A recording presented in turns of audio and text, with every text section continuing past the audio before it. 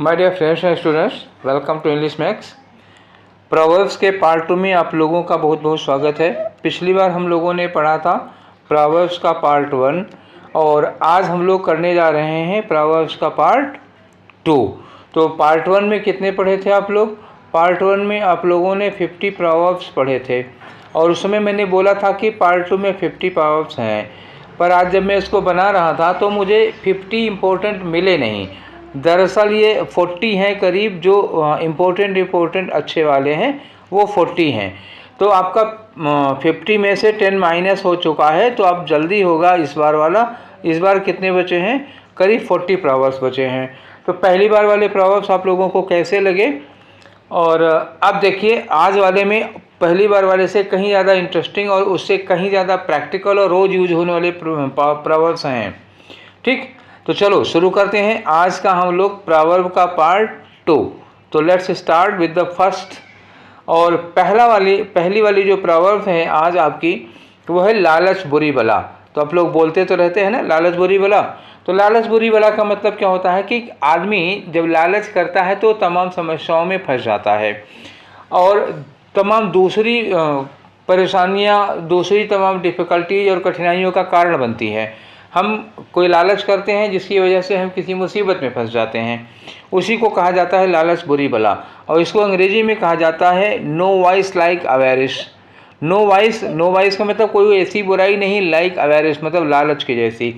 तो कह रहे हैं लालच की जैसी कोई बुराई नहीं। अंग्रेजी में लालच बुरी बला का जो अंग्रेजी वर्जन है वो है नो वाइस लाइक अवेरिश। अब दूसरी आ जाओ। दूसरी है, देखो, मरता क्या न करता। तो मरता क्या न करता, देखो हिंदी में जो प्रोवर्ब है मरता क्या न करता, उसका मतलब होता है कि जब आदमी मरने वाला होता है या जब उसकी जान पे बनाती है तो वो कुछ भी करने को तैयार हो जाता है। ठीक है, तो वो किसी की हर शर्त मानने को तैयार हो जाता है। ठीक, तो अब इसकी अंग्रेजी में क्या कहा जाता है इसको? The desperate man does all things. The desperate man does all things, ये इसकी हिंदी हो गई मरता क्या ना करता। और मैंने मतलब आपको समझा दिया मरता क्या ना करता कि का मतलब क्या होगा। अब देखो दो और हैं सामने। इसमें तीसरा है, देखो, लोहे को लोहा काटता है। लोहे को लोहा काटता है मतलब क्या हुआ कि जैसा मतलब जैसी बीमारी हो उसी तरह की दवा। जैसे कैंसर है तो उसमें कैंसर में जो दवा दी जाती है वो भी जहर की ही दवा दी जाती है, जहर के बदले जहर दिया जाता है। ठीक है, तो बुरे आदमी से निपटने के लिए कभी कभी बुरा मतलब उसी तरह का तरीका अपनाना पड़ता है। तो लोहे को लोहा काटता है, इसको अंग्रेजी में कहा जाता है डायमंड कट्स डायमंड। ठीक, अब आ जाओ, समझदार को इशारा काफ़ी। ठीक, ये चौथा वाला है, समझदार को इशारा काफ़ी। अब इसके मतलब समझाने की तो कोई ज़रूरत नहीं होती कि जो लोग समझदार होते हैं उनको मतलब थोड़ा सा भी कोई बात कहिए तो वो समझ जाते हैं पूरी। जो मूर्ख होते हैं उनको एक ही बात 10 बार बहुत समझा के बताओ तब भी उनके समझ में नहीं आती है, और जो समझदार होता है उसको थोड़ी सी बात मतलब थोड़ा सा भी बताइए तो पूरा समझ जाता है। अब इसको अंग्रेजी में क्या कहा जाता है? A word to the wise is enough. A word to the wise is enough. समझदार आदमी को एक वर्ड बोलो तो पर्याप्त होता है, वो समझ जाता है कि हमें क्या करना है। तो ये हो गए 4। अब आ जाओ आज का 5वां प्रोवर्ब। 5वां प्रोवर्ब क्या है? सब्र का फल मीठा होता है। जाहिर सी बात है भैया, बिल्कुल सही बात है। किसी चीज़ कोई काम करो, थोड़ा सब्र करो, सब्र का फल जो होता है वो क्या होता है? मीठा होता है। ठीक है, तो कोई काम आपने किया, इंतज़ार करो, फल में उसका मिलेगा, रिजल्ट मिलेगा और जो मिलेगा वो अच्छा ही मिलेगा। ठीक, तो इसको अंग्रेजी में कहते हैं near and forbear is good. Near and forbear is good, सब्र का फल मीठा होता है। इसको अंग्रेजी में क्या कहते हैं? Near and forbear is good. ठीक, समझ में आ गई बात? चलो आगे बढ़ते हैं। होनहार बिरवान के होत चीकने पात। क्या कहा इन्होंने? होनहार बिरवान के होत चीकने पात। इसका क्या मतलब होता है? इसका मतलब ये होता है कि जैसे कोई बिरवा होता है, बिरवा समझ रहे हैं ना, पौधा, पेड़। तो कोई पौधा होता है, कोई पेड़ होता है, तो जो बहुत अच्छा पेड़ होता है, जो आगे चल के बहुत बढ़िया, जिसकी ब्रीड बहुत अच्छी होती है, जिसमें न्यूट्रिशन बहुत अच्छा होता है, उस बिरवा, उस पेड़ के पत्ते बड़े चिकने होते हैं। मतलब बीमार से, मरियल से नहीं होते हैं, चिकने चिकने पत्ते होते हैं, साफ अच्छे पत्ते होते हैं। ये इंसान के संदर्भ में जब कहा जाता है तो ये कहा जाता है कि जैसे कोई बच्चा है, उसको आगे चल के मान लो बहुत प्रतिभाशाली, बहुत महान बनना है, तो बचपन में ही अपनी प्रतिभा दिखाने लगता है। ठीक है, जैसे हिंदी में एक और कहावत है कि लालन के पाँव पालने में दिख जाते हैं। ठीक, लालन के पाँव पालने में दिख जाते हैं। मतलब क्या हुआ कि बच्चा आगे चल करके क्या बनेगा, कितना महान बनेगा, ये वो उसको बचपन में पालने में से ही दिखाई पड़ जाता है। जैसे पौधा आगे चल के कितना बढ़िया पेड़, कितना बड़ा पेड़ बनेगा, वो उसके जब पौधा रहता है, जब छोटा रहता है तो उसके पत्ते, चिकने पत्ते देख के ही पता चल जाता है। अब इसको अंग्रेजी में देखो, अंग्रेजी में क्या कहते हैं, coming events cast their shadows before. Coming events cast their shadows before, जो आगे होने वाला है वो अपनी छाया, अपनी परछाई पहले ही दिखा देता है। ठीक, 6 हो गए। अब ये रहा आपका 7वां वाला। ठीक, 7वां है हथेली पर सरसों नहीं जमती। हथेली पे सरसों नहीं जमती का मतलब क्या हुआ भैया, कोई काम एक दिन में नहीं हो जाता। कोई बड़ा काम करना होता है तो एक दिन में नहीं होता, उसमें टाइम लगता है, बड़ा समय, बड़ा काम बड़ा समय लगेगा, छोटा काम कम समय में हो जाएगा। तो बड़े काम को बड़ा समय लगता है, वही हथेली पे सरसों नहीं जमती। अब इसको अंग्रेजी में कहोगे तो Rome was not built in a day. Rome was not built in a day. Rome एक दिन में नहीं बना था, सदियों लगी थे उसमें। ठीक है, तो उसी को कहा जाता है कि कोई बड़ा काम बहुत कम समय में नहीं होता, बहुत बड़ा काम, बहुत अच्छा काम करने में थोड़ा समय लगता है। अगला देखो 8वां वाला। 8वां कह रहे हैं सावन के अंधे को हरा दिखाई देता है। ठीक, ये कहावत है कि सावन के अंधे को हरा दिखाई देता है। मतलब इसका ये हो जाता है, जैसे सावन के महीने में जब कोई आदमी अंधा होता है तो सावन के महीने में चारों तरफ हरियाली हरियाली हरियाली हरियाली ही रहती है। तो उस समय जो कोई अंधा होगा तो उसके दिमाग में जो इमेज बनी रहती है वो हरा हरा हरा हरा, हर तरफ हरा हरा होता है।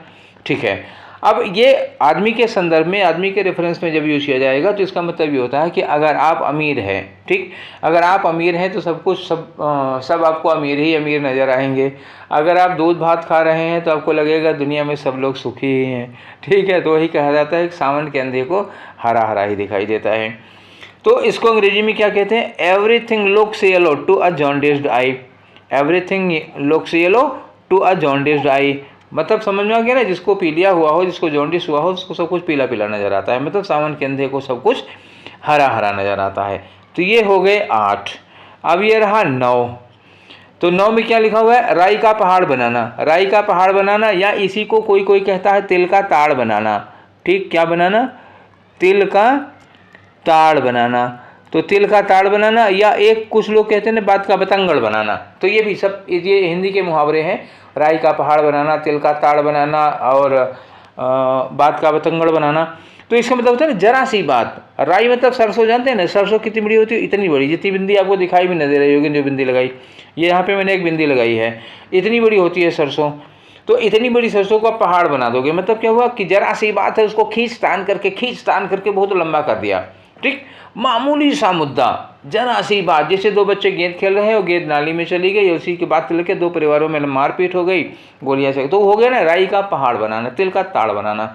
ठीक, जरा सा मामला है उसको क्या बनाना, तूल दे देना मामले को। ठीक, आजकल की मीडिया यही काम कर रही है, जरा सा मामला होता है उसको तूल दे देती है, पता लगा करे बाप रे पूरा इंटरनेशनल मामला बन जाता है। वो मामला लोकल लेवल पर निपट सकता था, इंटरनेशनल बना देते हैं उसको ये लोग पहुँच के।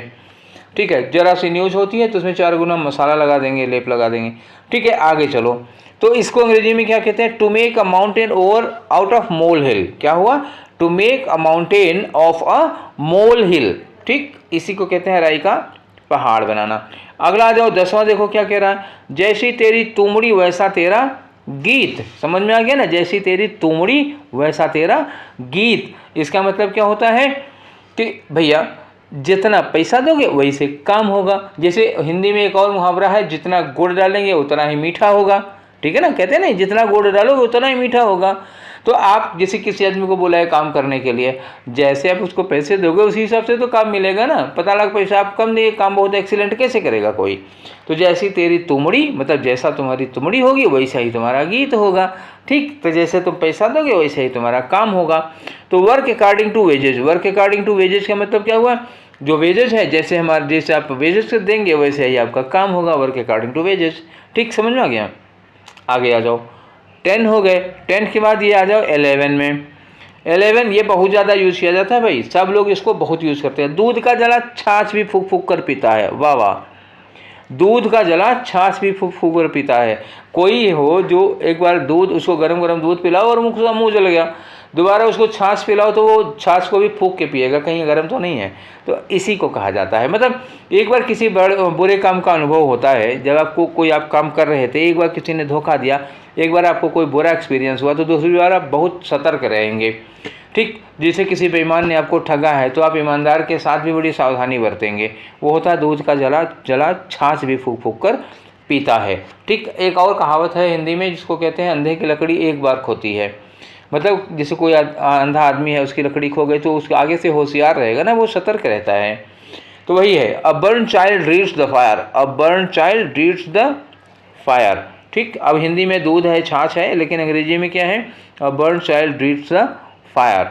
ठीक, ये ड्रीड है बेटा, डीड, जो डीड्स नहीं है, एक्चुअली क्या है, DREADS है, ये एक्चुअली है डीड्स। ठीक, स्पेलिंग में तो यहाँ मिस्टेक हो गई है, DREADS ड्रीड्स है। ठीक है, समझ में आ गया। चलो चलते हैं हम लोग 12वें पर। क्वेश्चन नंबर 12 है, मुख में राम बगल में छोरी। ये तो सुना होगा ना, मुख में राम मतलब क्या हुआ, ऊपर से देखने में बड़े अच्छे हैं, बड़े कुछ लोग ऐसे होते हैं ना, बड़ा बढ़िया भाषण देंगे, बड़ी बढ़िया बातें करेंगे, बड़ा प्रवचन सुनाएंगे, इतनी अच्छी नेकी की बात है, तो होते खुद सबसे दुष्ट हैं, होते खुद सबसे भ्रष्ट हैं, सबसे गिरे हुए, मतलब क्या कहें और कुछ नहीं बोलेंगे। तो मुंह से बहुत बढ़िया बातें होंगी और अंदर से सब कुछ तो ऐसे हमारे यहाँ के संत भी पकड़े गए हैं, जैसे और ज़्यादा ये सब बातें, कुछ एक आध दो संत नहीं पकड़े गए हैं, देखिए अब नाम नहीं लूँगा, समझ में आ ही रहा होगा आप लोगों को। ये लोग पकड़े गए तो मुंह से कितनी बढ़िया बातें करते थे और खुद कैसे थे, चरित्र के कितने गिरे हुए थे ये लोग। तो वही है, मुख में राम बगल में छुरी। तो इसको अंग्रेजी में क्या कहते हो, अ हनी टंग अ हार्ट ऑफ गॉल। गाल का मतलब क्या होता है पता है ना, गाल का मतलब होता है ना, वो गाल ब्लडर होता है, गाल का मतलब होता है पित्त, पित्त का मतलब होता है बहुत कड़वा, बहुत तीखा होता है। और हनी टंग, जीभ से बहुत मीठा बोलते हैं, और हार्ट, दिल कैसा है, एकदम पित्त की तरह कड़वा। ठीक, तो कुछ लोग मुंह से बहुत मीठा बोलते हैं और अंदर से बहुत जहर भरे होते हैं। वही है, मुख में राम बगल में छुरी। अब आ जाओ भैया, छोरी उरी का काम हो गया। तो जब छोरी उरी चल गई तो अब हकीम की ज़रूरत पड़ेगी ना। ऊपर वाले में आपने क्या पिया, क्या खाया, छोरी उरी ली, तो छोरी के बाद क्या हुआ, नीम हकीम खतरा जान। ठीक, नीम हकीम का मतलब क्या हुआ, जिसको कुछ पता ना हो दवा के बारे में, बहुत कम जानता हो, ना के बराबर जानता हो, तो ऐसा हकीम क्या होगा, जान का खतरा ही तो होगा। मतलब कोई ऐसा डॉक्टर जिसको दवाओं के बारे में कुछ नहीं पता, अब उसको डॉक्टर ही नहीं कहेंगे, हमारी बात का ही विरोध हो रहा है। हम कह रहे हैं कोई ऐसा डॉक्टर जिसको दवाओं के बारे में नहीं, अब जिसको दवाओं के बारे में पता ही नहीं तो उसको वो डॉक्टर कहेंगे ही नहीं। लेकिन कुछ ऐसे झोला छाप डॉक्टर हो जाते हैं, या कुछ ऐसे लोग होते हैं जो कहते हैं कि हमें दवाओं का बड़ा नॉलेज। तो नीम हकीम का मतलब ऐसा आदमी जिसको दवाओं के बारे में कुछ नहीं पता है, उससे दवा ले लोगे तो तुम्हारी जान को खतरा होगा। समझ में आया ना।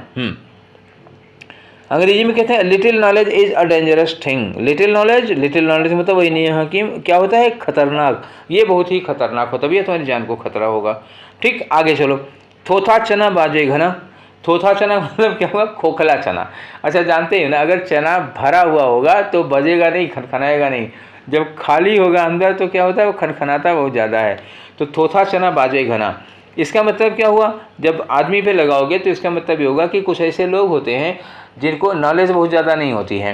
ये तो आप लोगों को भी एक्सपीरियंस होगा, अगर आप लोग स्टूडेंट ही हैं आप लोग, तो आप लोगों को भी पता होगा कि आपके आसपास में कुछ लोग ऐसे होंगे जिनको बहुत अच्छे से नहीं, कोई भी चीज़ हो ना, वो क्या बहुत अच्छे से पता है ना, ग्रामर बहुत अच्छे से पता है ना, मैथ बहुत अच्छी आती है, लेकिन बड़बड़ाते बहुत हैं वो, मतलब नॉलेज कम होती है ना, जिनको कम नॉलेज होती है वो कूदते बहुत ज़्यादा हैं। ठीक, क्लास वगैरह में भी ओवर एक्टिंग कुछ ज़्यादा ही कर बैठते हैं वो लोग। तो ऐसा होता है, थोथा चना बाजे घना, मतलब जिसके अंदर नॉलेज कम होती है वो कूदता बहुत ज़्यादा है, जिसके अंदर ताकत कम होती है वो उछलता बहुत ज़्यादा है। तो ऐसे ही तमाम, जो अमीर कम होता है वो भी दिखावा बहुत ज़्यादा करता है। तो इसी को कहा जाता है अंग्रेजी में an empty vessel make much noise. An empty vessel मतलब खाली बर्तन ज़्यादा शोर करता है। अब ले लो, एक बाल्टी ले लो, बाल्टी में पानी भर दो, उसके बाद उसको ठक से करो तो आवाज़ नहीं आएगी। खाली बाल्टी में भर दो, ठंडे से करो तो देर तक बजती रहेगी। तो वही होता है कि जिसमें भरा होता है वो कम आवाज़ करेगा, जो खाली होता है वो ज़्यादा आवाज़ करता है। An empty vessel makes much noise. ठीक, चलो आगे बढ़ते हैं। ये है हमारा 15th। ये भी बहुत बोला जाता है भाई, एक मछली सारे तालाब को गंदा कर देती है, एक मछली सारे तालाब को गंदा कर देती है। मतलब क्या हुआ, तालाब में बहुत सारी मछलियाँ हैं, एक मछली मर गई तो पूरा तालाब से बदबू आने लगेगी। ऐसे ही ह्यूमन सेंस में यूज करोगे तो क्या होगा, जैसे एक आदमी है, कोई खोटा सिक्का समझ लो उसको, एक आदमी है जो खोटा है, जो खराब है, तो पूरा सबको, मतलब घर में कोई एक आदमी गलत निकल गया तो पूरा घर बदनाम हो जाता है, गांव का एक आदमी गलत निकला पूरा गांव बदनाम हो जाता है। उसी को कहा जाता है एक मछली सारे तालाब को गंदा कर देती है। और रॉटन फिश, रॉटन मतलब एक सड़ी हुई मछली, पल्यूट्स द होल पाउंड। बात समझ में आ गई, ये पाउंड नहीं है एक्चुअली, कहीं कहीं मिस्टेक हो गई है, ये पाउंड नहीं है एक्चुअली, ये पॉन्ड है, ठीक है ना। क्या है ये, पॉन्ड, POND। और rotten fish pollutes the whole pond, ठीक, समझ में आ गई बात। अब आ जाओ लालच बुरी बला, ये 2 बार हो गया आज, ठीक है। Avarice is the root of all devils, ठीक है, एक और इसके पहले आ चुके हैं और ये भी उसी का अंग्रेजी है, लालच बुरी बला का। Avarice is the root of all evils, लालच जो होती है वो तमाम बुराइयों की जड़ होती है, हर तरह की बुराइयों की जड़ होती है, ठीक है। तो लालच बुरी बला के 2 आ गए, ठीक, आगे आ जाओ। दूसरा है इंसान की शक्ल में शैतान, और इसी का एक और मुहावरा है, बहुत बढ़िया है, भेड़ की खाल में भेड़िया। जो ज़्यादा बोला जाता है वो क्या है, हिंदी का इसका जो समानांतर या कह सकते हो पैरेलल है, वो क्या है, भेड़ की खाल में भेड़िया, ठीक, ऐसे पुलिस की ड्रेस में डाकू, ऐसे भेड़ की खाल में भेड़िया, इंसान की शक्ल में शैतान। अंग्रेजी क्या होती है, अंग्रेजी होती है वुल्फ इन लैम्स क्लॉथिंग, वुल्फ इन लैम्स क्लॉथिंग। लैम्प क्या होता है, भेड़ का बच्चा होता है, वुल्फ मतलब भेड़िया। तो भेड़िया जब उसके क्या कहते हैं, भेड़ के बच्चे की खाल पहन लेता है तो लोगों को पता नहीं चलता है ना कि ये असल में, लोगों को लगेगा ये असल में भेड़ है और होता भेड़िया है, धोखा देता है। तो ऐसे ही कह सकते हो कि जैसे भेष बदले हुए दुष्ट लोग होते हैं, या एकदम से मतलब साधु के वेश में, पता लगा साधुओं का वेश, जटा जूट राम राम राम नामी पहने और उपदेश देने वाला अगर कोई डाकू निकले, रेपिस्ट निकले, मर्डरर निकले, तो क्या कहोगे, भेड़ की खाल में भेड़िया, ठीक, समझ में आ गई बात। अब आ जाओ, विष रस भरा कनक घट जैसे, आहा, विष रस भरा, विष मैंने क्या होता है, जहर, जहर से भरा हुआ, कनक घट मतलब सोने का घड़ा जैसे। तो मैं से कह रहे हैं कि इसका शाब्दिक अर्थ क्या होगा, इसकी लिटरल मीनिंग होगी जैसे गोल्ड के पॉट में, मतलब सोने के घड़े में विष भरा हो। अच्छा एक बात बताओ, सोने का घड़ा कितनी कीमती चीज़ हो गई, भरा उसमें क्या है, जहर। तो इसका मतलब क्या होगा ना कि कुछ लोग ऐसे होते हैं ना, देखने में बड़े स्मार्ट, बड़े हैंडसम, बड़े मासूम से लगते हैं, ठीक, अक्सर ऐसा होता है। मैं 100% मासूम और खूबसूरत लोगों की बात नहीं कर रहा हूँ, कुछ लोग ऐसे होते हैं जो देखने में बड़े हैंडसम होंगे और बड़े डिसेंट से लगेंगे, बड़े इनोसेंट से लगेंगे, बड़े अच्छे, बड़े सच्चे लगेंगे, ठीक है, लगेगा कि बहुत अच्छा इंसान है, बड़ा महान व्यक्ति है, और अंदर बहुत जहर भरा होता है। पता लगा कि वो जो मासूम चेहरे के पीछे शैतान होता है, तो वही उसी को कहते हैं विष रस भरा कनक घट जैसे। अंदर उसकी मानसिकता बहुत गंदी होगी, ठीक, मतलब बातें बहुत अच्छी करेगा, शकल सूरत से बड़ा मासूम लगेगा, लेकिन धोखा बहुत बुरा देगा वो, तो उसी को कहा जाता है कि विष रस भरा कनक घट जैसे। तो इसको कहोगे beneath the rose lies the serpent, beneath the rose lies the serpent, ठीक, ऊपर से मत देखो, अंदर आदमी बहुत ही घटिया है, ठीक है। आगे आ जाओ, अगला है हमारा 19 में, दुविधा में दोनों गए माया मिली न राम, ठीक, दुविधा में दोनों गए माया मिली न राम, मतलब कभी मन करा ये कर ले, कभी मन करा वो कर ले। जैसे कुछ लोग आते हैं, तो जैसे यहाँ तैयारी करने के लिए आते हैं, तमाम लोग गाँवों से आ जाते हैं, यहाँ के भी लोग तैयारी करते हैं, मतलब मैं ये नहीं कह रहा हूँ कि जो गाँव से आते हैं वही लोग ऐसा करते हैं, कोई भी होता है। जैसे तैयारी करना शुरू किया, तो तैयारी करना शुरुआत है कुछ दिन तो IAS की तैयारी होती है भैया, सीधे इसके नीचे बात ही नहीं होती है, ठीक, तो कुछ दिन IAS की तैयारी करेंगे, 4-6 महीना साल भर IAS की तैयारी करेंगे, उसके बाद एकाध प्री वगैरह देंगे, औकात पता चल जाएगी, उसके बाद SSC की तैयार करने लगेंगे। SSC में भी पढ़ाई का वही हाल है, मतलब तो गलती तैयारी की नहीं थी, इनका तरीका वही है। तो कभी आईएएस दे रहे हैं, कभी एसएससी दे रहे हैं, कभी आईएएस दे रहे हैं, कभी एसएससी दे रहे हैं, जो फार्म आ गया। तो किसी का हो गया, पता लगा किसी का एसएससी में हो गया तो आईएएस छोड़ के एसएससी करने लगेंगे। फिर थोड़े दिन बाद पता लगा रिजल्ट आया आईएएस का कि मतलब ये 2 साल पढ़ के किसी बच्चे ने टॉप किया, फिर एसएससी छोड़ के आईएएस तैयार करने लगे। मतलब वो कभी कभी क्या होता है ना, ये इधर है, ये इधर है, कभी इधर कभी इधर, कभी इधर कभी इधर, कभी इधर कभी इधर, ऐसे ही लटकते रहते हैं और मिलता दोनों में से एक भी नहीं है। कहाँ चले जाते हैं वो? बीच में त्रिशंकु बाबा की तरह लटके रहेंगे कहीं। तो इसी को कहते हैं कि दुविधा में दोनों गई, माया मिली न राम। ठीक, ना साधु हो पाए ना गृहस्थ हो पाए। तो अंग्रेजी में क्या कहते हैं? Between two stools will come to ground. Between two stools will come to ground. 2 स्टूल के बीच में गिरोगे मुंह के बल धड़ाम से, एक स्टूल पे बैठ जाओ, दोनों बैठने की कोशिश मत करो। ठीक, आगे आ जाओ। भैंस के आगे बीन बजाना। अब भैया भैंस के आगे बीन बजाओगे तो भैंस नाचेगी क्या? हैं, चाहे नागिन धुन बजाओ और चाहे डीजे बजाओ, ठीक है। तो भैंस के आगे कोई भी धुन बजाओगे, बीन बजाओ, बांसुरी बजाओ, सितार बजाओ, गिटार बजाओ, वो अपना गाना खाना खा के पगुराएगी। उसको तुम्हारी धुन उनसे कोई लेना देना नहीं है। मतलब हुआ कि आप बहुत ही मूल्यवान या कोई बहुत अच्छी चीज़ किसी ऐसी जगह पर बोल रहे हैं जो उसका पात्र नहीं है। ठीक ठीक है। तो जो कुपात्र है उसके सामने आप ज्ञान की बातें कर रहे हैं, वही कहा जाता है ना। तो क्राई, इसको अंग्रेजी में क्या कहते हैं? Cry in wilderness. जो आपकी बात समझने वाला नहीं, जो आपकी बात समझ नहीं सकता, आपकी बात जिसकी समझ के परे है, उसके सामने आप पाइथागोरस का प्रमेय झाड़ोगे तो उसको समझ में आएगी क्या? वही होगा भैंस के आगे बीन बजाना। ठीक है, इसी को कहते हैं क्राई इन वाइल्डरनेस। अब आ जाओ 21 पे। देखिए 21 में क्या कह रहे हैं कि तेते पाँव पसारिए जेती लंबी शौर। शौर क्या होता है? ये शौर होता है खाट। खाट सुना है कि नहीं सुना है? किसने सुना है, किसने नहीं सुना है? खाट नहीं सुना है, खटिया सुने हो? खटिया नहीं सुने हो तो चारपाई सुने हो? हाँ, तो खाट, खटिया, चारपाई, उसी को कहते हैं शौर। तो तेते पाँव पसारिए जेती लंबी शौर। आप चारपाई पे लेटे हो तो पैर उतना ही तो फैलाओगे ना जितनी लंबी चारपाई होगी, और ज़्यादा फैलाओगे चारपाई के बाहर निकल जाएगी। मतलब ये हुआ कि अपने खर्चे उस लिमिट में रखो जितना आपकी इनकम है। बात समझ में आई? जैसे मान लीजिए अब कोई फंक्शन है, कोई पार्टी है, आपकी हैसियत है 15,000 खर्चा कर देंगे, 25,000 तो 10,000 कर्जे में जाएंगे। उसी को कहा जाता है भैया 15,000 की हैसियत है तो 12,000 में खर्चा कर लो, 3,000 बचा लो उसी में से। 15 हैसियत है तो 20 मत खर्चा करो, 15 हैसियत है तो 12 खर्चा करो, कम में कर लो। तो तेते पाँव पसारिए जेती लंबी शौर, ये होता है। अंग्रेजी में क्या कहा जाता है? Cut your coat according to your cloth. Cut your coat according to your cloth. जितना कपड़ा है उतनी ही बड़ी कोट कटवाओ, उससे ज़्यादा बड़ी ना कटवाओ। अब आ जाओ अधजल गगरी छलकत जाए। ये बहुत सुना होगा ना, अधजल गगरी छलकत जाए। करीब करीब वैसा ही है जो थोथा चना बाजे घना, बिल्कुल वैसे ही अधजल गगरी। अब गगरी कितने लोगों में नहीं जानते होंगे ना, बहुत से लोग। कितने लोग हैं जो गगरी जानते हैं? कमेंट बॉक्स में लिखिएगा। देखो मैं किसको किसको पता है गगरी किसे कहते हैं, ठीक है ना।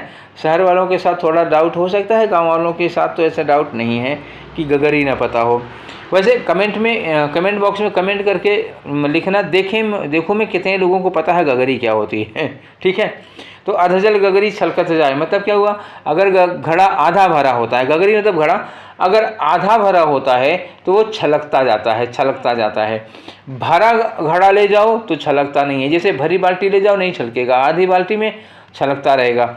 मतलब इसका हुआ जब आदमी पे इसको अप्लाई करोगे तो कुछ लोग ऐसे होते हैं ना जिनको ज्ञान कम होता है, नॉलेज कम होती है, पर वो बकबकाते बहुत ज़्यादा हैं, दिखाते बहुत ज़्यादा हैं, तो वही होते हैं अधजल गगरी छलकत जाए, ठीक है ना। जिनको थोड़ी बहुत अंग्रेजी आती है उस सब्जी वाले से भी एक बार पूछेंगे how much for this cabbage, जानते हैं कि उसको समझ में नहीं आएगा, उसको हिंदी में बताना पड़ेगा, लेकिन एक बार अंग्रेजी झाड़ेंगे ज़रूर ताकि मतलब दिखे, लोगों को लगे, और जिनको आती है वो नहीं बोलते हैं।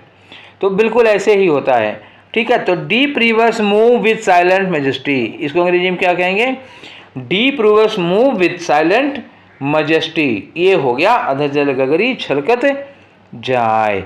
अब डूबते को तिनके का सहारा, इसका मतलब क्या हुआ कि जब कोई आदमी बहुत मुसीबत में होता है, जैसे कोई आदमी बड़ी परेशानी में हो, बहुत मुसीबत में, उस समय उसको कुछ भी दे दो, 100 रुपया दे दो, अरे उसके लिए तो बहुत बड़ी बात हो जाती है। तो ये होता है डूबते को तिनके का सहारा। जैसे किसी आदमी को लग रहा है एग्जाम में फेल हो जाएगा एकदम, उसको 15 नंबर 14 नंबर आएंगे, तुम 5 नंबर के एक सवाल उसको बता दो, उसको क्या होगा, डूबते को तिनके का सहारा। हालांकि ऐसा काम मत करना, ये निगेटिव खराब बात होती है, नकल नहीं कराना चाहिए। ऐसे ही जब कोई मुसीबत में हो उसको थोड़ी सी मदद कर दो तो उसको क्या कहते हैं, डूबते को तिनके का सहारा। तो आप लोगों में से किसी को डूबने का अनुभव होगा नहीं। अगर कभी डूबने का, नहीं भगवान ना करे किसी को कभी डूबने का अनुभव मिले, मैं बता रहा हूँ कि जब कोई आदमी डूबने लगता है तो उसको अगर घास फूस कुछ भी पकड़ने को मिल जाता है तो बड़ा खुश, उसको बड़ा सहारा मिल जाता है। उसी कहते हैं डूबते को तिनके का सहारा। Drowning man catches at straw, क्या होता है, drowning man catches at straw. Straw क्या होता है, ये तिनका होता है। तो वो डूबता आदमी तिनका भी पकड़ के किनारे आ जाता है, उसको सहारा मिल जाता है, उसको उम्मीद मिल जाती है। ठीक है, अब आ जाओ 24, चोरी का धन मोरी में। अब ये मोरी क्या होता है पता है ना, मोरी होता है ड्रेन। ड्रेन का मतलब क्या होता है, नाली। नाली और कौन वाली नाली होती है, जहाँ लोग नहाते हैं। पहले क्या होता था, जैसे जो बाथरूम होता था जहाँ लोग नहाया करते थे, अब वहाँ मतलब शावर वगैरह तब नहीं लगा होता था, ऐसे ही चारों ओर से घिरा होता था, ऊपर से घिरा होता था, उसमें लोग बाल्टी के पानी ले जाके इसी में नहाया करते थे।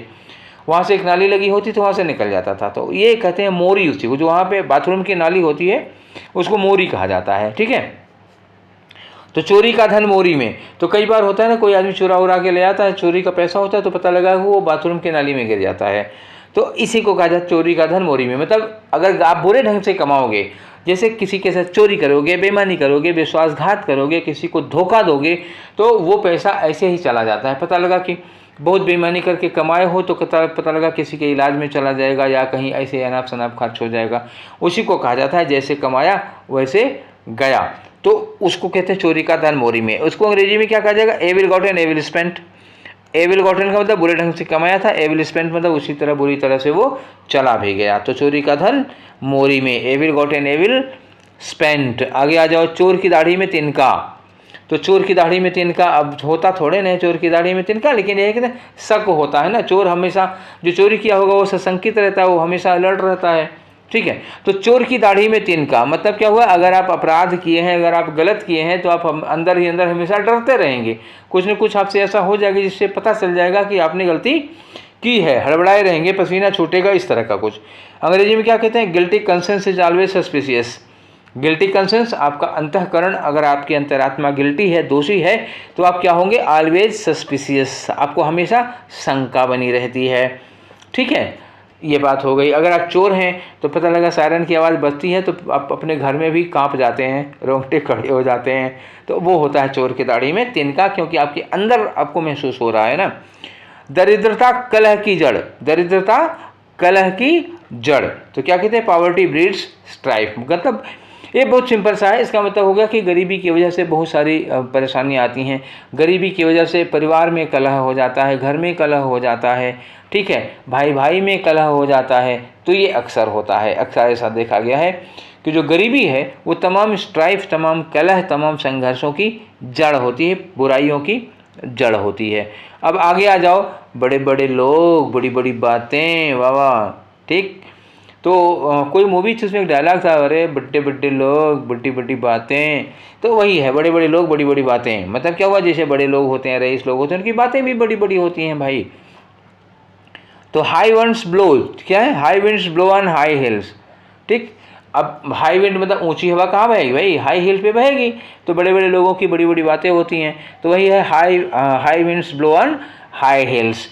जिसकी लाठी उसकी भैंस। अब ये आ गया जंगल राज वाला, एक मुहावरा है, जैसे कहीं भी होता है, गांव हो शहर हो कहीं भी हो, जो ताकतवर होता है वो अवैध कब्जा भी कर लेता है, जो उसकी चीज़ नहीं हो जबरदस्ती ताकत के बल पे वो कहता है ये मेरी है और ले लेता है वो।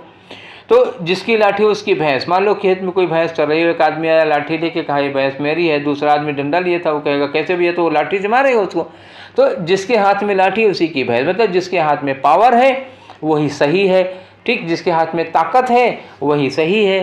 ठीक है, तो ये होता है जिसकी लाठी उसकी भैंस। माइट इज राइट, माइट मतलब होता है ना पावर, माइट इज राइट, ताकतवर हमेशा सही है, ताकतवर की कभी कोई गलती ही नहीं निकालता, तो यही है माइट इज राइट। ठीक है, अब आगे आ जाओ, चोर चोर मौसेरे भाई। चोर चोर मौसेरे भाई मतलब, अब इसका क्या मतलब, मौसेरे भाइयों में बहुत पटेगी, साथ साथ रहते हैं। तो चोर चोर क्या होते हैं, मतलब जैसे इनका कहने का मतलब क्या होता है, तात्पर्य क्या होता है इस तरह के मुहावरे का, कि एक जैसे लोगों में दोस्ती हो जाती है। चोर चोर मौसेरे भाई मतलब एक जैसे लोगों में, देखो छिछोरे लोगों की दोस्ती छिछोरे लोगों से हो जाती है, पढ़ाकू लोगों की दोस्ती पढ़ाकू लोगों से हो जाती है, टाइम वेस्ट करने वाले लोगों की गप्पी लोगों से। देखो एक अच्छा आदमी होगा तो उसको गप्पी से पटेगी नहीं, गपोड़ी गपोड़ी में पटेगी, ठीक है, छिछोरे छिछोरे में पटेगी, पढ़ाकू पढ़ाकू में पटेगी, और बहुत सेंसियर है तो सेंसियर में पढ़ेगी। तो ऐसे होता है ना, जैसे जैसे लोग होते हैं सब अपनी अपनी तरह का आदमी ढूंढ लेते हैं, उसी को कहते हैं चोर चोर मौसेरे भाई। मतलब क्या हुआ, like draws like, like draws like, जैसा होगा उसी तरह के लोगों को आकर्षित करेगा। ठीक, कानी के ब्याह को 900 जोखिम। अब ये क्या हुआ, कानी के ब्याह को 900 जोखिम। अब इसका लिटरल मीनिंग निकालोगे तो जैसे किसी की लड़की है, वो कानी है, कानी लड़की है, तो उसको उसकी शादी करनी होगी तो बहुत सारी कठिनाइयाँ आएंगी। लोग इतना अनड्यू डिमांड, अच्छी खासी खूबसूरत पढ़ी लिखी लड़कियों के लिए तो इतना ज़्यादा नौटंकी होती है, इतना ज़्यादा ड्रामा चलता है लोगों को। तो बताओ अगर कानी होगी तो कितनी दिक्कत आएगी। ठीक है, तो वैसी चीज़ को लेके अब इसको अगर उसमें ले जाते हैं, जनरल संदर्भ में, जनरल रेफरेंस में ले जाते हैं, तो इसका मतलब है कि अगर किसी चीज़ में कोई खोट है, किसी चीज़ में कोई कमी है, तो वो मार्केट में चलता नहीं है। ठीक है, फिर उसके लिए आपको बहुत ज़्यादा मेहनत करनी पड़ेगी, बहुत ज़्यादा परेशानी करनी पड़ेगी। किसी चीज़ में अगर कोई भी खोट हुई तो, ठीक समझ में, जैसे आपने कोई चीज़ बनाई, कोई प्रोडक्ट बनाया, कुछ बनाया, उसमें कोई कमी रह गई है तो उसको बेचने में बहुत सारी दिक्कतें हो जाएंगी। इसी को कहते हैं कानी के ब्याह को 900 जोखिम। तो क्या होगा, इसको अंग्रेजी में कहते हैं many a slip between cup and the lip, many a slip between cup and the lip, ये हो गया। ठीक है, कानी के ब्याह को 900 जोखिम। अब आ जाओ, जितने मुँह उतनी बातें, जितने मुँह उतनी बातें, ये भी तो सुना होगा ना लोगों को कहते हुए। कोई भी बात हो, किसी पे चर्चा उठती है, तो जितने लोग होते हैं सबकी अलग अलग अलग अलग राय होती है, सब अपनी अपनी बातें करते। तो जितनी लोग मुँह उतनी बातें, मतलब किसी भी विषय पर अलग अलग लोगों की अलग अलग राय। Many man many minds, many man many minds. अब अगला है 32 में कांटे को कांटा निकालता है। बिल्कुल भैया, अब कांटा है तो कांटे से ही निकलेगा ना, कांटा गुलाब से तो निकलेगा, ये कांटा फूल से तो निकलेगा नहीं। मतलब ये हुआ कि अगर कांटा चुभा है तो कांटे से ही निकलेगा। मतलब ये हुआ कि फिर वही बात आई, लोहे को लोहा काटता है, ठीक वैसे ही कांटे को कांटा निकालता है। तो अगर आपके पैर में कांटा चुभ गया है तो दूसरे कांटे से ही वो आपको निकाला जाएगा। मतलब क्या हुआ कि जैसे कोई चीज़ गड़बड़ हो गई है, ठीक, तो कोई चीज़ गड़बड़ हो गई तो गड़बड़ी से ही उसको सुधारना भी पड़ेगा। ठीक है, तो ये कहा जाता है कांटे को कांटा निकालता है। वैसे इसका मतलब तो आप अच्छे से समझ ही रहे होंगे ना, कांटे को कांटा निकालता है। तो one nail drives out another, one nail drives out another, एक कील घुस गई है तो एक, जैसे मान लो कांटा घुस गया तो दूसरे कांटे से ही तो हम उस कांटे को निकाला करते हैं, तो वही चीज़ है। अब आ जाओ 33, आसमान से टपका खजूर में अटका। मतलब एक मुसीबत छोटी नहीं कि दूसरे में जाके गिर पड़े, तो आसमान से टपका, और कहाँ अटका, ज़मीन पे नहीं गिरे, सीधे कहा जाए कि खजूर में अटक गए। मतलब एक मुसीबत से जान छूटी, दूसरी मुसीबत में आके फंसी। ऐसे ही एक और मुहावरा है, चले थे नमाज बख्शवाने रोजे गले पड़े, ये एक कहावत है। आसमान से टपका खजूर में अटका, ये एक कहावत है। मतलब out of frying pan, out of frying pan, कढ़ाई में से निकला, कढ़ाई एक मुसीबत, खोलते तेल में से निकला और कहाँ जाके गिरा, इनटू द फायर, कढ़ाई में से निकला आग में जाके गिरा। मतलब एक मुसीबत से निकले दूसरी मुसीबत में जाके पड़े, ये होता है आसमान से टपका और खजूर में अटका। अब एक 34 वाला बहुत बोला जाता है, चमड़ी जाए पर दमड़ी न जाए। ये कौन होता है, चमड़ी जाए पर दमड़ी न जाए। दमड़ी बहुत कम महत्व का एक सिक्का होता था जिसकी वैल्यू बहुत कम होती थी। आना समझ लो, एक आना समझ लो, ठीक है। और उसके चक्कर में एक आदमी अपनी चमड़ी उधड़वा लेता है। ठीक, जैसे किसी ने कहा कि ये इतना पैसा, मतलब एक आना पैसा है हमारा, वो लौटा दो, नहीं तो तुम 20 कोड़े खाओ। तो आदमी एक चवन्नी या उस एक आने पैसे को बचाने के लिए कोड़ा खाने को तैयार हो जाता है। अब सिपाही मारता है, 10 कोड़े में पूरी चमड़ी उधड़ जाती है, लेकिन चमड़ी चली जाए, चमड़ी उधड़ जाए लेकिन हम वो चवन्नी नहीं, वो बचा लेंगे। तो वही होता है, चमड़ी जाए पर दमड़ी ना जाए। तो कुछ लोग ऐसे होते हैं, ठीक, जरा सी चीज़ बचाने के लिए उससे ज़्यादा का नुकसान कर लेते हैं। इसको अंग्रेजी में क्या कहोगे, पेनी वाइज पाउंड फुलिश, पेनी छोटा सिक्का होता है, पाउंड बड़ा सिक्का होता है। पेनी वाइज, पेनी बचाने में आप बड़े समझदार थे, लेकिन पाउंड को लुटा बैठे। ठीक, ये होता है चमड़ी जाए पर दमड़ी ना जाए, पेनी वाइज पाउंड फुलिश। ठीक, अब आगे आ जाओ। ये रहा 35, साँच को आँच नहीं। साँच को आँच नहीं मतलब अगर आप सच्चे हैं तो आपको किस चीज़ का डर है भाई, क्यों डर है? तो साँच को आँच नहीं, अंग्रेजी में क्या होता है? Pure gold does not fear the flame. Pure gold मतलब अगर एकदम शुद्ध सोना होगा तो आग में तपना उसको अच्छा लगता है, वो तो खराब होता लगता नहीं है। जो नकली सोना होगा वो आग में जलने से डरेगा, जो प्योर सोना होगा वो नहीं डरता। तो इसी को कहते हैं साँच को आँच नहीं। जो सच्चा इंसान है उसको किसी का डर नहीं होता। तो साँच को आँच नहीं, pure gold does not fear the flame. 36 में लक्ष्मी चंचला होती हैं, मतलब ये हुआ कि जैसे आपके पास पैसे हैं भैया, पैसा आता है जाता है, कमाते हैं, खर्च होता है, एक जगह रुका नहीं रहता। तो पैसा कमाओगे पैसा खर्चा होगा, पैसा कमाओगे पैसा खर्चा होगा। इसी को कहते हैं लक्ष्मी चंचला होती हैं। तो अंग्रेजी में क्या कहते हैं? Riches have wings. Riches have wings का मतलब जो संपत्ति होती है, जो धन दौलत होती है, इसके पंख लगे होते हैं। पंख लगे होते हैं मतलब क्या हुआ? एक प्रॉपर्टी बनाओगे, मतलब एक तरफ से कमाओगे, दूसरी तरफ से खर्चा होगा। पैसा कमाया जाता है खर्चा करने के लिए ना, तो कमाओ खर्चा हो, कमाओ खर्चा हो, कमाओ खर्चा हो, पैसा रुका नहीं रहता। इसी को कहते हैं लक्ष्मी चंचला होती हैं। रिचेज हैव विंग्स, पैसों के पंख लगे होते हैं। अब आ जाओ 37, कुछ नहीं से कुछ भला। कुछ नहीं से कुछ भला का मतलब क्या हुआ? जहाँ जीरो है वहाँ एक दो ही सही। ठीक है यार, इसको कहते हैं something is better than nothing. कुछ नहीं से तो कुछ ही अच्छा। ठीक, कुछ नहीं से कुछ ही अच्छा, something is better than nothing. बंदर क्या जाने अदरक का स्वाद। ये बहुत पूछा जाता है। बंदर क्या जाने अदरक का स्वाद मतलब क्या हुआ कि जब कोई बहुत अच्छी चीज़ है, कोई बहुत ही बढ़िया, बहुत यूज़फुल चीज़ है, और जो आदमी उसकी कीमत नहीं जानता है तो उसको वैल्यू नहीं करेगा ना, उसको अहमियत नहीं देगा वो। ठीक, तो इसी को कहा जाता है बंदर क्या जाने अदरक का स्वाद। अंग्रेजी में क्या कहते हैं? To cast pearl before the swine. To cast pearl, pearl माने मोती होता है, बिफोर द स्वाइन, स्वाइन मतलब सुअर होता है, मेल वाले को कहते हैं। मेल पिग के सामने, मेल हो चाहे फीमेल हो, पिग पिग ही होता है, उसके आगे अगर तुम मोती बिखरा दोगे तो उसको क्या पता भाई, मतलब पिग के आगे मोती डाल दोगे, उसको क्या मतलब कि ये मोती है। ठीक है, उसको तो किसी और चीज़ से मतलब है ना, जो वो खाया करता है, मोती से थोड़े ना उसको कोई लेना देना है। तो बंदर क्या जाने अदरक का स्वाद। To cast pearl before the swine. ठीक है, तो अब ये दो बचा। ये दो में से एक है 39। क्या करें? बहुत से जोगी मठ उजाड़, मतलब कोई मठ हो। ठीक है, एक आश्रम है, एक मठ है, उसमें सैकड़ों, देखो 2-4 जोगी रहेंगे तो बड़ा अच्छा आश्रम होगा, 10-20 होंगे तो थोड़ा खटपट खटपट होगी। अगर बहुत से जोगी होंगे तो समझ लो वो मठ उजड़ जाएगा, पक्का समझो। इसी तरह से किसी काम को करने में अगर एक आदमी कर रहा है तो ठीक है, 2 कर रहे हैं तभी ठीक है, जब 4 लोग उसी को काम को करने लगते हैं तो सत्यानाश समझ लो। जैसे मान लो कोई डिश बनानी, सब्जी बनानी है, एक सब्जी बनानी है, सब्जी बनाने में 4 लोग लगेंगे तो पक्का सत्यानाश हो जाएगा सब्जी का। एक आदमी बनाएगा ठीक रहेगा। तो अंग्रेजी में क्या कहते हैं उसको? Too many cook spoil the broth. Broth का मतलब क्या होता है? अरे वही समझ लो जूस वूस टाइप का समझ लो, जो भी, तो जूस समझो। ठीक, अगर बहुत सारे कुक होंगे तो जो शोरबा है, जो जूस है, वो क्या होगा? बर्बाद हो जाएगा। 4 लोग मिलकर अगर पकाएंगे तो सत्यानाश ही समझो उसका। वही होता है बहुत से जोगी मठ उजाड़, या too many cook spoil the broth. अब आ जाओ दगाबाज की मधुरी बानी।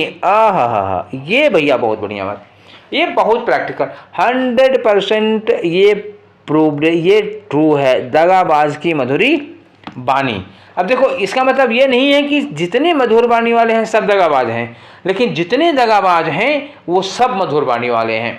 मतलब उल्टा करके समझना है इसको, जितने मधुर बानी वाले हैं जो मीठा बोलते हैं सब दगाबाज हो ऐसा जरूरी नहीं, लेकिन दगाबाज जितने हैं वो सबके सब मीठा बहुत बढ़िया बोलेंगे। जितने धोखेबाज, जितने बेईमान होंगे, जो आपका पैसा मार जाएंगे, वो सब मीठे बोलेंगे, बहुत मीठा। इतना मीठा बोलेंगे जैसे लगेगा बस आपको करोड़पति बना देंगे ये। उसके बाद पता लगा कि आप एक एक पैसे को तरसेंगे। इस तरह की बेईमानी करते हैं लोग। तो धोखा देने वाला हमेशा मीठा बोलता है, बहुत मीठा बोलेगा, वो आपको अपने चक्कर में फंसा लेगा, फिर आपको उल्लू बनाएगा। तो अब इसका मतलब क्या हुआ कि आप क्या सभी मीठा बोलने वालों पर शक करेंगे? बिल्कुल नहीं। देखो सब मीठा बोलने वाले बेईमान नहीं होते हैं, पर मीठा बोलने वालों से सतर्क रहने की ज़रूरत है। जो मीठा बोलता है तो सतर्क रहिए, सतर्क रह के देखिए कि ये बेईमान वाला मीठा बोल रहा है या अपने स्वभाव से मीठा बोल रहा है। बात समझ में आई? चलो अच्छा, अंग्रेजी में क्या कहते हैं? Too much courtesy too much craft. Courtesy का मतलब क्या हुआ? बहुत ज़्यादा विनम्रता और वो सब दिखाने वाला, एटिकेट दिखाने वाला। क्राफ्ट का मतलब क्या हो गया? उतना ही बड़ा कलाकार होगा, उतना ही लंबा चूना लगाएगा, उतना ही बड़ी बेईमानी करेगा आपके साथ। तो too much courtesy too much craft. जितनी कर्टसी, जितने मीठे बोल, उतना ही गहरा घाव आपको मिलेगा, उतने ही वो अंदर करके काटेंगे आपको बहुत बढ़िया से, समझ लो बड़ा वाला चूना लगाएंगे। ठीक, तो ये होता है कि दगाबाज की मधुरी बानी। और हम लोगों ने इस तरह से पढ़ लिए 40 प्रोवर्ब्स। इसमें बहुत से तो ऐसे हैं जो आप लोग यूज ही करते होंगे रोज़मर्रा की लाइफ में, ठीक है, डेली यूज। ये सब के सब डेली यूज वाले ही हैं। आप लोग अपने लैंग्वेज में एक्सप्रेशन में, जैसे ओरल एक्सप्रेशन हो या रिटन एक्सप्रेशन हो, इसका आराम से यूज करिए और लैंग्वेज को स्टाइलिश बनाइए और बिना मतलब का ज़बरदस्ती डेकोरेट भी मत करिएगा।